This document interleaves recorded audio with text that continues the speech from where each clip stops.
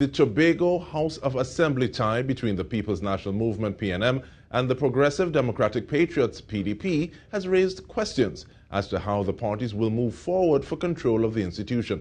Caricia Douglas gives us an overview of the situation from Monday's polls. Caricia? Hi. So history was made last evening in Tobago. For the first time in the Tobago House of Assembly elections, there has been a tie between competing parties. Preliminary reports indicated that the Progressive Democratic Patriots, who only secured 2 seats in the 2017 elections, managed to hold on to 6 seats, while the PNM lost 4 of their seats, unlike the PDP, secured 6 seats. This came as a surprise to many, including the People's National Movement's Tobago Council political leader, Tracy Davidson Celestin, who told the media last evening that she did not expect such a result.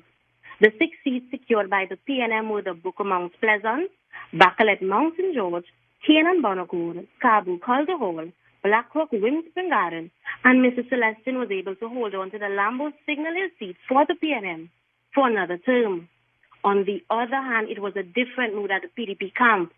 After the last ballot was counted and based on unofficial results, it was reported that the PDP not only reclaimed the Lansome Paltivier Speyside and the Roxburgh Delaford seats, but also defeated the PNM in the Providence Mariah Mason Hall, Plymouth Golden Lane, Goodwood Bell Garden, and Bethel Mount Irvin districts. It was an uproar and celebration in Roxburgh. Addressing the large crowd at Sidgway Complex, PDP leader Watson Duke described the outcome as a constitutional crisis. He made it clear that the party would not be supporting anyone on the PNM side to lead the THA and would be moving the motion for Farley Augustine to become Chief Secretary. He hopes the PNM would support this. But both PDP and the PNM said they would be seeking legal advice on this matter. The assemblymen are to be sworn in on Thursday and Friday.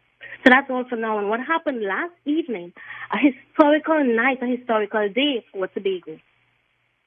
So he said August, the TTT News.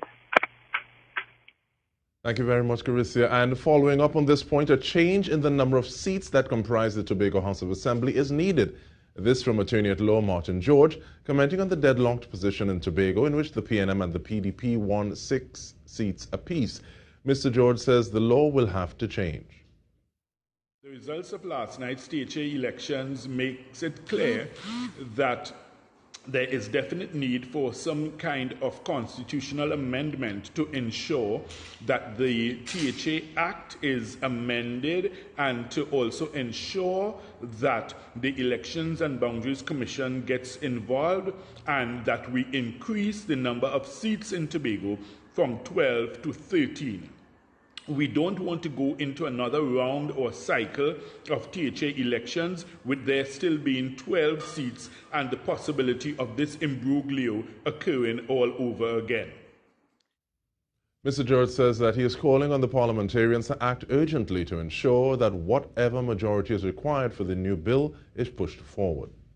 When one looks at the THA Act, Act number 40 of 1996, it is clear that under Section 7 of the Act, you have to have a vote to elect a presiding officer.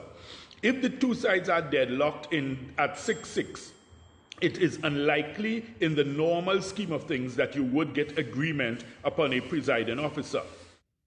Mr. George says that when the Assembly meets and cannot come to an agreement, the responsible thing to do would be to lead to the dissolving of the body, which will trigger fresh elections.